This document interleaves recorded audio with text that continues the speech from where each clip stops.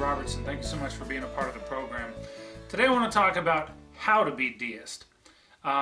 We talk about the different aspects of deism, and I think that's important. However, I think addressing how to be deist is equally important. You know, there's, I don't know, I guess a lot of debate about what deists do outside of the deist community. And a lot of people who are deists don't exactly know how to practice deism. I would say that deism is a celebration in a lot of ways of life, of God, and we recognize that. We do take time out of our life to recognize and appreciate the things that God has created, I guess. But there's so much more to that. Being that we don't have quote-unquote doctrine to follow, or, you know, magnificent stories of, you know, the creation of deism, we look to other things. And of course we use our intellectual mind to do that, observation, reason, and we're explorers, really. I think that maybe that's a good way to explain that. Deism is about exploring not only ideas but the world around you. So how to be a deist? Well, I want to talk about that. First and foremost, you have to know in your heart that there is a God. You have to try to learn the laws that God has put forth. And you have to devote yourself to God and the mission of exploring. Follow the natural laws that God has made. Use God-given reason to better understand the natural law. And question everything and learn from the answers that you find. Now, of course, that really kind of sums it up. But see, I'm not entirely sure a lot of people truly understand what boldly questioning is. So I want to talk about that. A big part of being a deist is skepticism, and not so much in the doubt realm, but just to, you know, explore, question. Probably one of the hardest things to do or to be would be a deist, just on that, well, on that principle alone. To begin with, you have to understand what religion is. And I don't necessarily mean you have to know every single religion on the planet inside and out. That's not the point. But to know what religion is. By definition, it's more, well, just basically details of a belief system. Okay? So let's move on. You have to know what belief is. Well, by definition, it's something one accepts as true or real, a firmly held opinion or conviction. Okay, so it's an opinion, a firmly held opinion. So then, of course, we have to know what an opinion is, a view or judgment formed about something, not necessarily based on fact or knowledge. And of course, when we look at religion, a lot of people do not personally know God. So it's a belief in that God, and it's firmly held. And of course, you know, this is a big part of deism too, is breaking things down. And then, of course, you have to be a skeptic, okay? A person inclined to question or doubt all accepted opinions. So if you are a skeptic and you are a deist, you are going to boldly question, or question with boldness, all aspects of religion, including your own. I mean, and that's the wonderful thing about deism, I think, is that there is a lot of personal reflection based on the information that you acquire.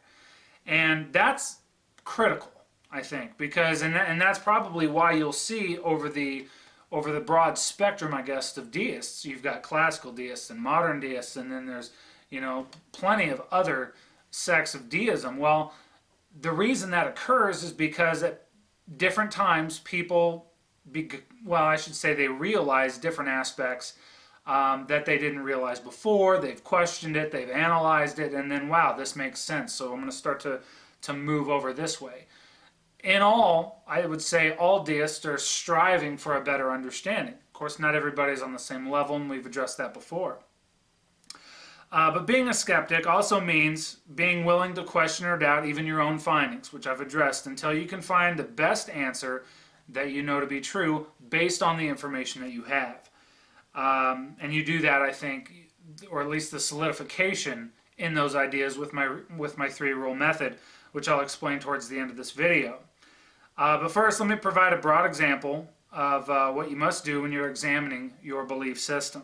To begin with, you have to understand that no one has a definitive answer to what God is or where he or she or it currently resides. We have our ideas or our beliefs, and that's really it for now. Until we actually do discover the actual address of God. So what we have to do is narrow down the possibilities and more or less apply reason to better understand the conclusions that we find. That being said, you should also be prepared to have these ideas or beliefs change over time as you acquire a better understanding of the world around you. For instance, if you are exploring botany and you get a better understanding of how plants work or whatever. I mean, it doesn't have to be plants. I'm just using that as an example. But as you understand how plants work and animals work and how the ecosystem works and maybe the universe, I mean, whatever your discipline is or whatever you've really focused on, as you get a better understanding, you're gonna start narrowing down different theorems that make sense to you and would give you a better understanding of the complexity of God. Because I would imagine that as you begin to understand the complexity of the world around you, or the universe for that matter, you're going to understand that a complex system like that would probably be created by a rather complex being. So you'll come up with that. Anyway, the point is that your ideas will change as your information, or loosely, your education increases. So, and that's big. And then of course, the biggest thing I should say would be to always question why. The who, what, where, why, and when. When you're talking about when and who and all this other stuff, I mean, who knows? But why is a big question. And as you ask why does this work? Why does this happen? Your education, your understanding grows, and that's important. I would say to never be satisfied until you arrive at an answer that has very few exceptions. This also goes back into the three-rule method that we're going to talk about. But if you continue to ask why and get rid of the exceptions that you find, you're going to be better off. And you can do that too. And here's another method. As you and a lot of people convert to deism via some other religion, start with your own religion. Like if you came from Hinduism or Christianity or Islam, if you boldly question different aspects of how it was revealed, how it came to be, how it was followed, how the doctrines were written, you can get rid of the exceptions, and I guess that's really kind of how that boils down. But that's a different video all the same. You really have to understand that you're on a journey. People that you ask and that you interact with as you're trying to question different foundations and different belief systems to better understand your own, people are going to be annoyed. They're going to be frustrated. I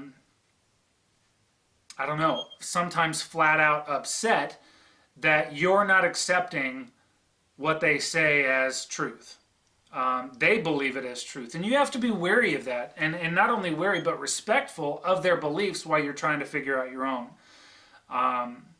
If you know a lot about your belief, it's always good to converse. But be respectful of their belief. Your mission is not to destroy somebody else's belief system. Not at all. And that's, I think, probably the key. You don't want to offend them and try to shake them off of their foundation just because, you've converted yourself. If they're truly interested in free thought and if they're truly interested in deism, they'll ask you questions. They'll ask you about your religion. And it's funny because a lot of people just simply don't know much about deism. So they'll ask questions, and they'll ponder for themselves, and then eventually, it's like a seed. You'll plant a seed. Eventually, they'll just keep asking, and the next thing you know, they've come up with their own ideas, and that's the beauty of being a free thinker.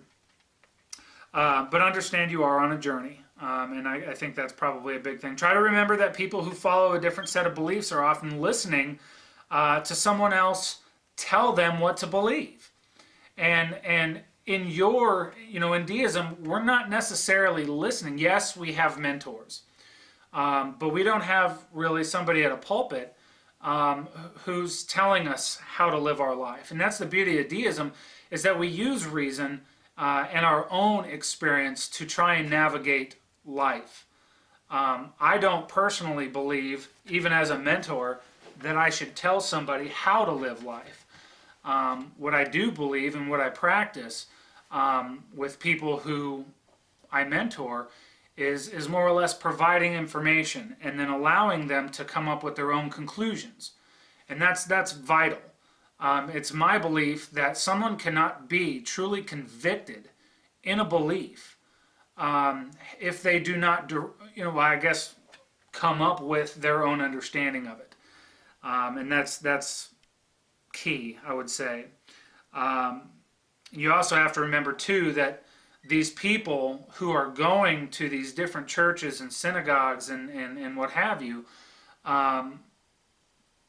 they're deathly afraid of being shaken off of their foundation. That's probably all they've known. I mean, for instance, somebody who is raised in a religion, is devout in their religion today, is deathly afraid to be off their path that they've been told that they need to be on. And you need to be respectful of that. And that's a big part of your journey, is being respectful of the fact that, you could literally destroy their lives by having disrupted their foundation so much. Even if you do, if you hit somebody with logic's a hard thing to overcome. Especially when we're talking about different religions that, kind of go around the whole logical aspect. So be wary of that, and be gentle, I guess, is the point. Try to respect their beliefs as you figure out your own. And remember, a free thinker bases their self-worth on something other than what people think of them. So you also have to be prepared to accept the fact that this person's not going to believe at all in what you are doing. And they're going to think that what you're doing is wrong. This has been the case in Deism for hundreds of years. If you look at all of the Deist leaders throughout the last 400 years or longer, honestly, you'll see that a lot of these people had ideas that, in some cases, would have gotten them killed. So just remember that those types will think you're doing something wrong. A big part of Deism too is doing research constantly. You're constantly going to have to look stuff up, and undoubtedly when you're asked questions, either way, if you're asking questions or people are asking you questions, people are going to present you with information that you've never been exposed to before. A good example of that would be quantum theory. That's a great example. How many people really know the ins and outs of quantum theory? And then if you're exploring that aspect of your religious belief, you're going to have to do some research and to better understand quantum theory, so you have a better idea of the conversation you're about to have with even a fellow deist who perhaps is well versed in quantum theory. And that's something to be mindful of. And don't look at it like, okay, well, wait a second, I don't know anything about it. Undoubtedly, there's tons of things in this world that you know very little about. Embrace that. I don't know much about that. But also use that as an excuse to dig into it. This is where I talk about, and I've talked about this in my videos a lot, about as deists, we celebrate diversity when it comes to human beings. People from different cultures, different backgrounds. This is important for a deist because this provides you the opportunity to experience something different. And the more things that you can experience that are different from what you are used to, the more well-rounded you are as an individual. This also plays well into your professional life. If you are exposed to a lot of different cultures and backgrounds and ideas, and it's not a taboo thing to delve into it, then think about how much of a benefit that is, not only in your personal life, but in your professional life. I mean, that is a highly sought after attribute that a lot of people don't have. For instance, if you look at in America today, there's a big, I don't know, it almost seems like a culture war between the Christians and the Muslims, because a lot of Christians fundamentally do not understand what Islam is, let alone however many different variations of Islam there are, from the radical to the not radical to the many different sects that are involved in that. So, you know, be well-rounded, I guess is the key there. And I guess a big part of this is to understand that you should have a broad range of educational discipline. And I don't mean education as you have to go to school and learn everything that the school has to provide. I'm not saying that at all. You have an amazing tool at your disposal called the internet. Of course, even with the internet, you have to boldly question everything, especially on the internet, because there's a lot of misinformation out there. But you know, question and research. And also be prepared too that a lot of people are going to spout erroneous claims when it comes to a lot of different things, and question that. I mean, even if you're talking to an expert, you know, an expert doesn't know everything. So you can take what they say, even what I say. I mean, here, watching this video today, you know, take what I say and go and research. You know, that's an excellent way to, I should say, staying on the path of deism. Another thing too is be careful of heated debates. You may know a lot about a certain topic, but once again, we're talking about foundational beliefs of another. You could disrupt that, and it's not worth getting into a heated debate, especially when we're talking about friends and family. Just understand that you have a belief. It's probably different than most, and explore those beliefs. And if people are curious, then provide it. But if it starts getting into a heated debate, I mean, don't even go down that road. It's not worth it, because once again, for over 400 years, deism has been reserved for the intellectuals. It hasn't been for the masses. It never has been, and it probably never will be. There's been a lot of research that illustrates that most people don't have the sophistication to understand a good idea when one is presented. It's not going to be any different in this case, be it religion, be it philosophy, be it political, whatever. So take that for what it's worth. You should also understand that your education shouldn't stop with religion alone. As a deist, we understand that everything is interlinked somehow. So learning more about the world around you doesn't stop with just religion. Learning about everything. If you have an opportunity to learn about circuit boards, learn about circuit boards. If you have an opportunity to learn about wood making, learn about that. I mean, learn, and you're gonna have a better appreciation for the bigger picture.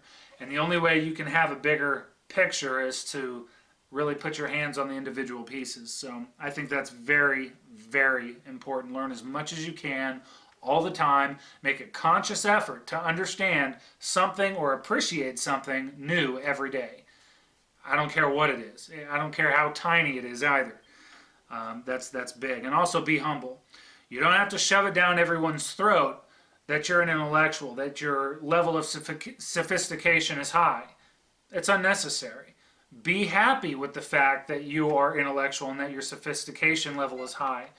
Be humble in the idea that you know you've learned so much. If people ask you a question, sure, be a resource for them, but don't go overboard, I guess, because honestly, sometimes when it comes to friends and family, you can look like a jerk. And, you know, sometimes it's going to happen anyway, because you are going to be so well versed and so well rounded. People are going to turn to you for a resource, but it's going to be with a grain of salt, because they understand that you know so much and they don't like that.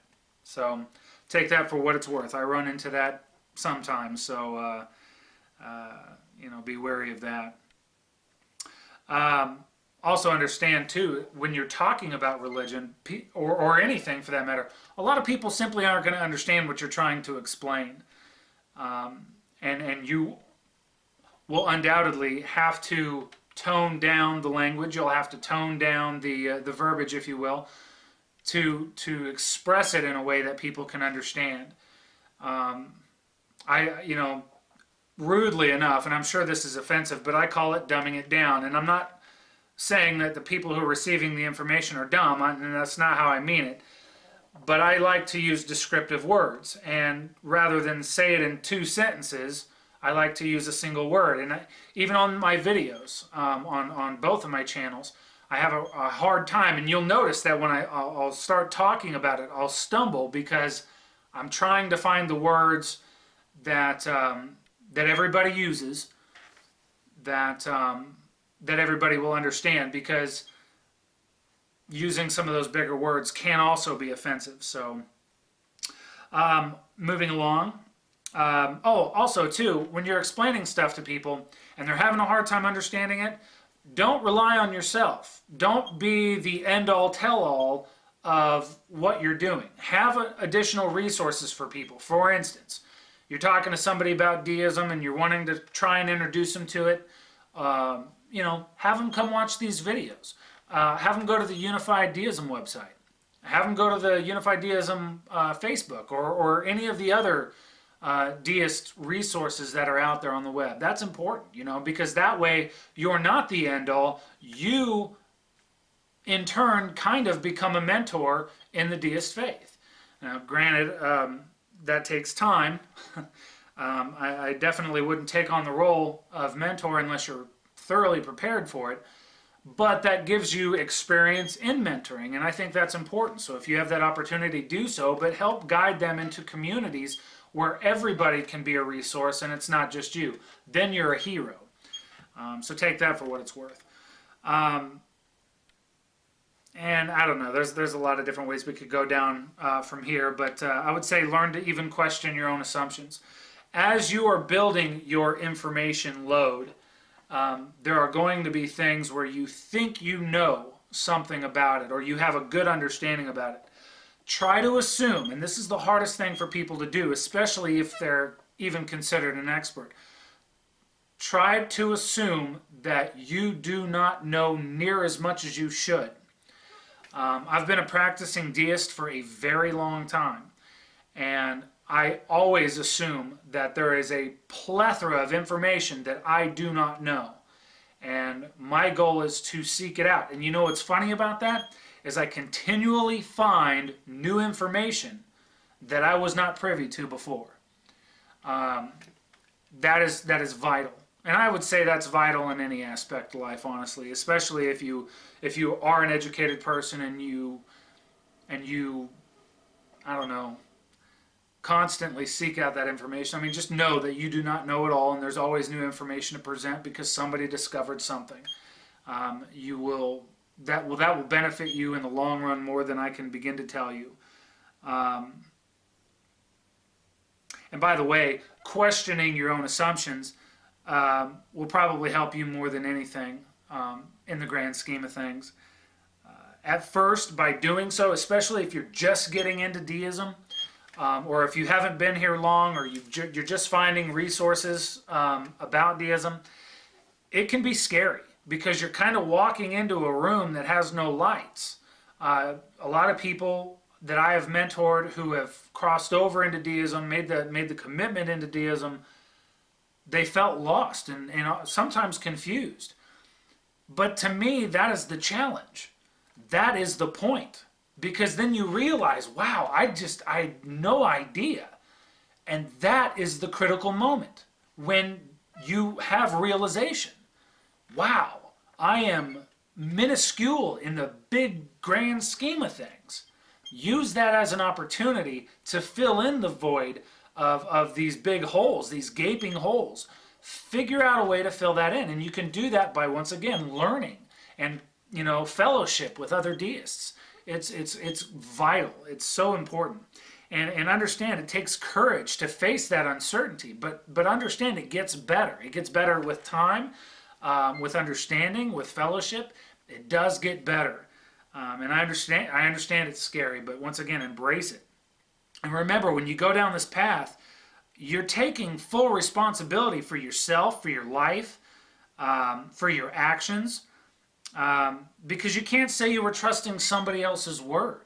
There's not a guy in the pulpit. I mean, yeah, I suppose you could look at somebody like myself who's been a deist mentor for a long time and say, well, you said this. Well, and I'm also telling you right now to boldly question even me. I fall under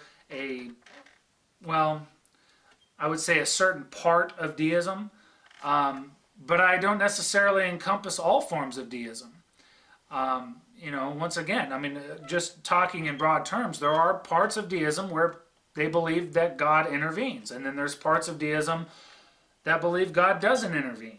Where do you fall? You have to decide this, and that's important. You're taking responsibility for yourself, and that also can be nerve-wracking and can make you feel lost, give you anxiety. But just remember that thinking for yourself doesn't mean being sure.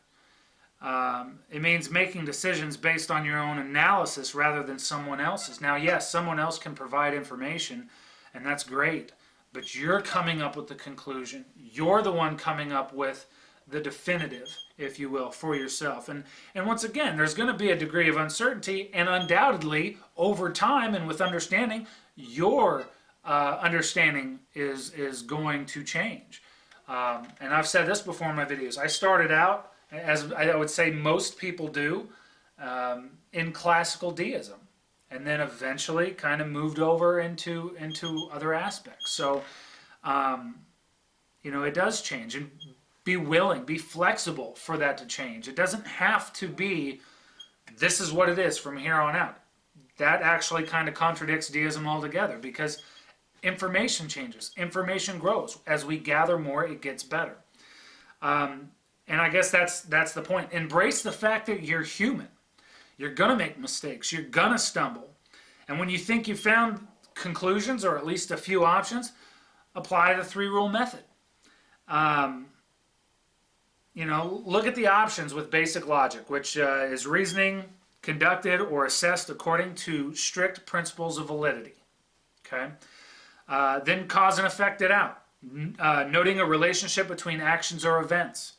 And then apply Occam's razor. Of course, this is the principle attributed to William of Ockham that in explaining a thing, no more assumptions should be made than are necessary. What that's saying is don't over-multiply it. The simplest answer is probably the right one. So, and if you use that three-rule method, basic logic, cause and effect, Occam's razor, simplest answer is probably the right one. You're gonna be a lot closer, but you have to question everything up until that, and be willing to make mistakes. If you end up with a conclusion, simplest answer is probably the right one, and then it was the wrong one for you, maybe that wasn't the simplest answer, but be willing and be flexible and just understand that, you know what, all right, it was different. Cool. I learned from it. Learn from the mistakes. It's all right to make mistakes. And see, and that's another thing that I love about deism. In a lot of revealed religions, they're going to tell you that if you do this, or you do that, or you do this, or do that, you're sinning and you're a bad person. No, I do not subscribe to that whatsoever. Human beings are flawed. We make mistakes because we have our own brain that we are utilizing and using information, usually in split decisions, and we're trying to make the best of whatever circumstances we're given. We're going to make mistakes. If you make a mistake, it may not be a great one, but you're not a bad person for it unless you specifically head out to be a bad person. If you're a serial killer, you're a bad person.